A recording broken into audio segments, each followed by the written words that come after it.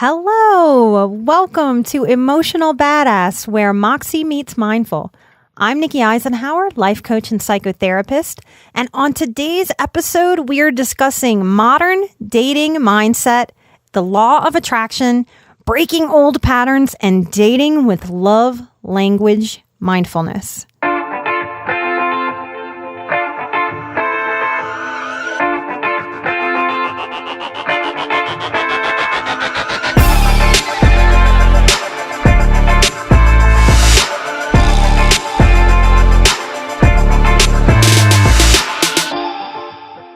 I hope there's something for you in this week's episode, no matter where you are on the relationship journey. Maybe it'll help you make sense of some of your past. Maybe it'll help you date in the present moment.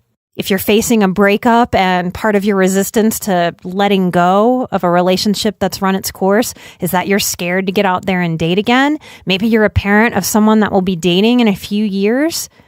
And as sensitive people and empaths in the world, I think we're often the safe place for people who are dating to come process and talk and ask for advice and support. So no matter where you are in your journey, I hope there's something for you in today's episode. And the first thing I want to offer you is to check in with yourself about what is your dating mindset. Are you hopeful about it? Are you positive? Do you lift yourself up? Do you use the law of attraction to focus more on what you want, what will be a good fit? Or do you focus on everything you don't want, every pattern you don't want to repeat, and then wonder why those patterns repeat? As emotional badasses, we radically self-reflect. So if by me pointing this out today, you're like, cringe, I probably don't cheerlead myself on enough in the dating department. Or maybe I haven't healed enough from some past hurts to feel really cleared out before I dip my toe in the dating pool. I had Chris, my partner, on the anniversary show, and we mentioned how we connected and how we met online. And I think a lot of sensitive people can carry a lot of hangups about meeting online. Right? Because we're feelers. We want to organically feel someone and just have a connection and have it connect and click. And that's lovely if it can happen. But if that expectation is holding you back from the possibilities of online dating, that's something to look at and to do some growth work around. It is true that I met the best match of my life online. I think where most people make a mistake in their online profiles is they write what they think they're supposed to write. They put out an image of what they think will sort of catch the most fish or be more appealing, instead of authentically stating what it is you're here for in this life and taking a bold step forward. So that would be my first tip about dating, to stop being so passive and to be more bold. Now, I would have to really do some searching to find my profile on my computer. But part of what I asserted in my profile, and often coach if we're working on dating profiles, because I do that work on an individual basis, we want to get really bold.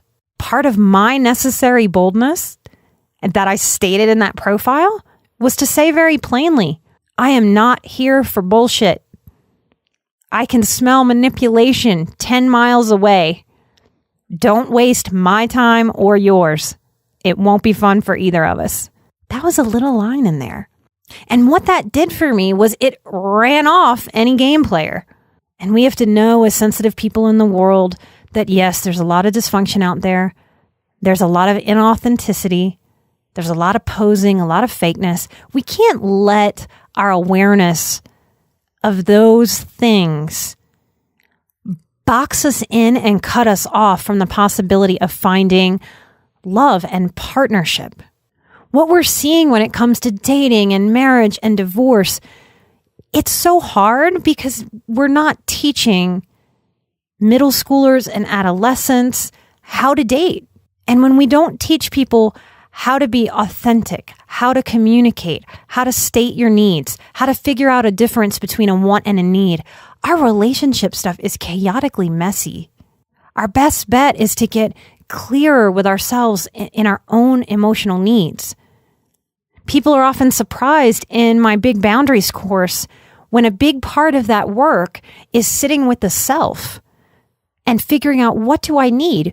We can't set boundaries with ourselves or other people unless we do the work first to figure out, what do I want and what do I need? And what are my deal breakers?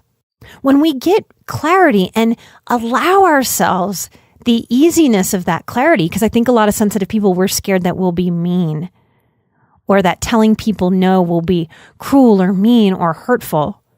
And there were quite a few people that I connected with online and went on a date or two, and then a couple people more than that.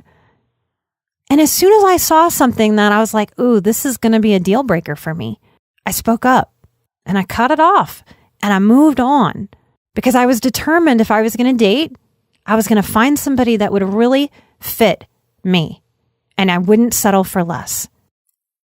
A lot of what you hear me talk about on the show is doing enough growth work to know the difference between anxiety and intuition.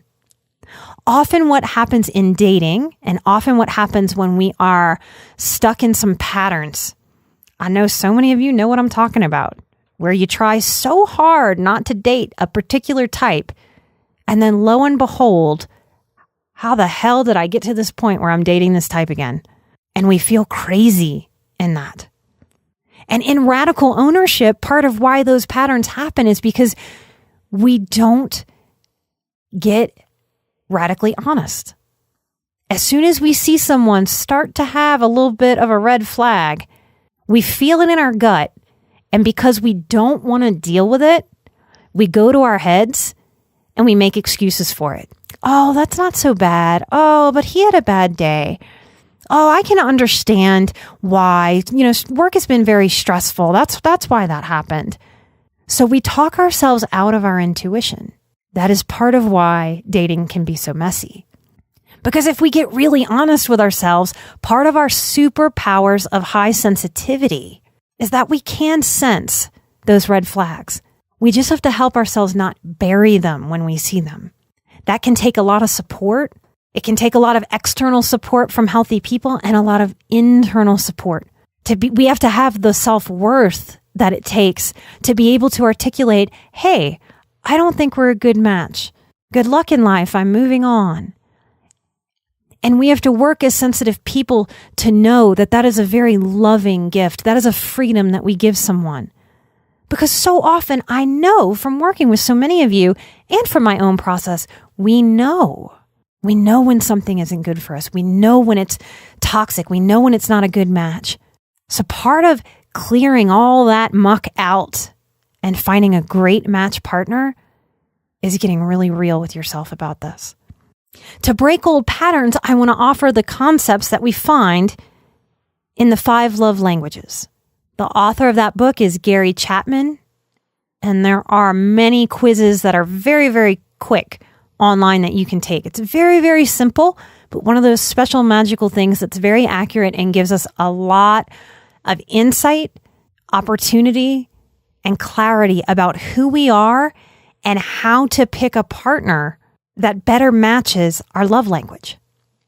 So the 5 love languages are words of affirmation, acts of service, receiving gifts, quality time, and physical touch.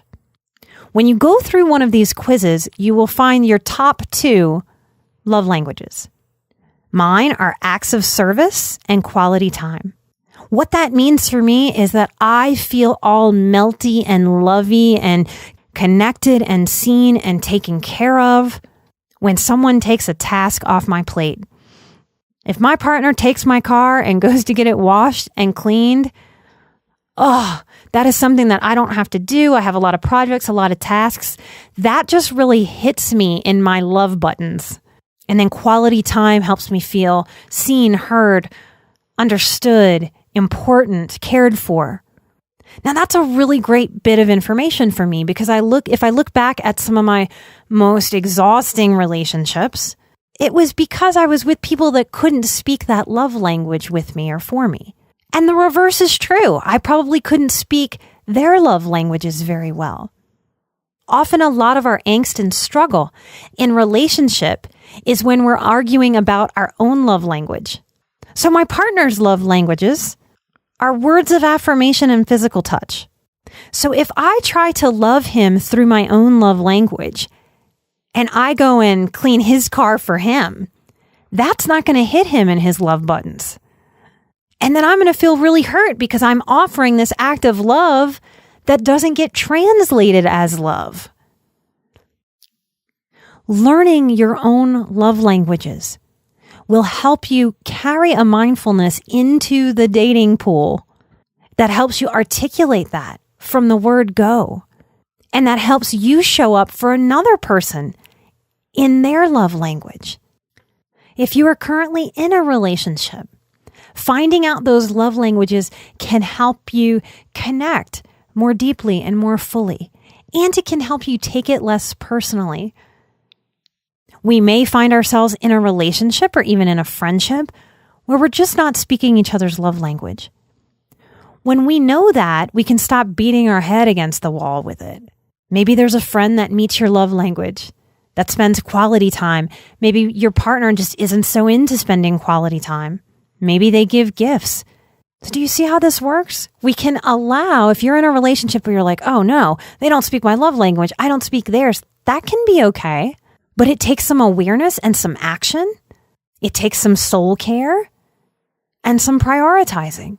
We can find people that give us that love language and fill that in us so that we can then turn to that partner from a filled up place instead of an empty place. And then we're more likely to receive their gift, even if it's not our love language, and be able to hold the space and the respect and the knowledge. Wow, this person is loving me through their language, and I will accept that as love today. So there's a lot to dig into and to dive in with around love languages. It's a beautiful lens to help you figure out maybe some strife and some emptiness or some conflict in current relationships. And if you're dating, use it as a lens. It'll help us get clarity. I want to thank the listeners that have given us 5-star reviews and written a beautiful comment. I want to thank Soft Kitten 314. I love how you say it's almost like I'm listening to my weird inner voice talk back to me and say, everything's cool, you're not alone. Thank you. DMV, MRV. I'm so glad you're better able to understand yourself and relationships from listening to the show.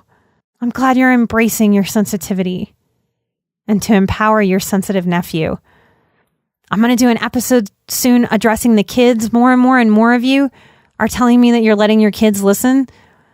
I don't intend all episodes for kids, so make sure you screen.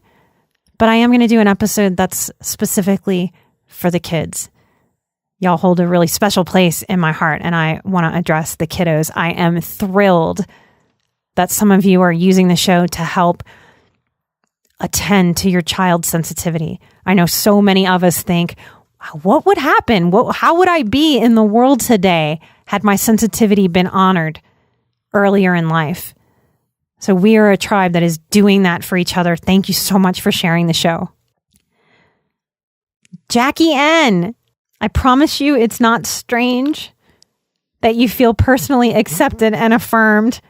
That's the intuitive in me. And as corny or weird or hippy-dippy as it sounds, I do download intuitively before I record. And if you have questions about that, come ask me in the next Q&A. Thank you for listening, Jackie. Maisha, 00s. You call the show a game changer. I'm so glad you're loving yourself more every day. I'm going to do more guided meditations. I'm so glad you love them. I love offering them. Sending light and love out to all of you. Thanks for being my marketing team and continuing to get this show in front of more people figuring out their high sensitivity, figuring out addiction, figuring out their abuse histories. Man, we're a powerful tribe. I'm an emotional badass. You are an emotional badass. And together, we are where Moxie meets mindful. Take care of yourselves, and I'll see you next time. Bye-bye.